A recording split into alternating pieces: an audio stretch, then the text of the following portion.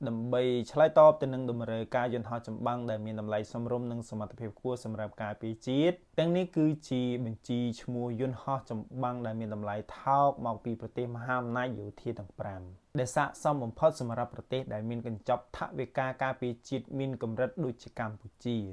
មួយប្រទេសចិនយន្តហោះចម្បាំង MAX FTC 2000 ប្រទេសចិនគឺជាអ្នកផលិតយន្តហោះចម្បាំងដែលផ្ដោតទៅលើតម្លៃថោកបំផុតនៅលើពិភពលោកនាពេលបច្ចុប្បន្ន FTC 2000 ជាយន្តហោះចម្បាំងពហុតួនាទីធន់ស្រាលវាមានតម្លៃប្រមាណចន្លោះពី 8.5 លានទៅ 10 លានដុល្លារក្នុងមួយគ្រឿងវាមានសមត្ថភាពធ្វើការ3ក្នុងពេលតែមួយវឹកវើវាយប្រហារពីលើអាកាសទៅដីនិងវាយប្រហារនៅលើអាកាសវាមានកន្លែងផ្ទុកអាវុធចំនួន 7 កន្លែងដែលអាចផ្ទុកមីស៊ីលនិងគ្រាប់បែកបានយ៉ាងច្រើនពីប្រទេសរុស្ស៊ីយ៉ាង 130 ទោះបីជារុស្ស៊ីមានស៊ូ 30 ដ៏ល្បីល្បាញប៉ុន្តែយ៉ាង 130 ជាជម្រើសសន្សំសំចៃបំផុតសម្រាប់ការពារដែនអាកាស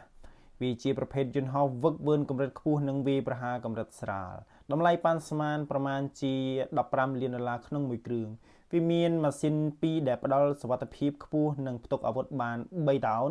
វាល្បីខាងធន់និងអាចចុះចតលើផ្លូវខ្សាច់ក៏បាន3ប្រទេសកូរ៉េខាងត្បូង FA-50 Golden Eagle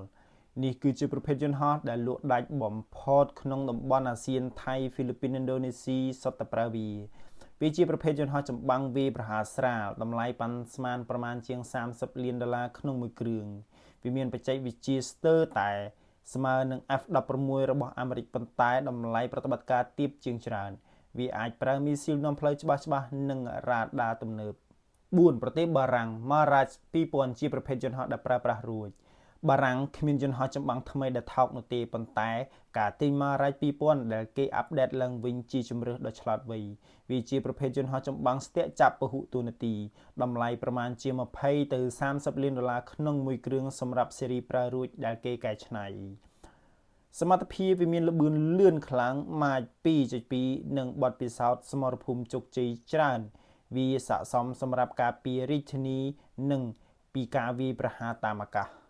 5ប្រទេសឥណ្ឌា HAL Tejas ប្រទេសឥណ្ឌាបានអភិវឌ្ឍយន្តហោះចម្បាំងក្នុងស្រុកផ្ទាល់ខ្លួនដើម្បីប្រកួតប្រជែងនៅលើទីផ្សារតម្លៃថោក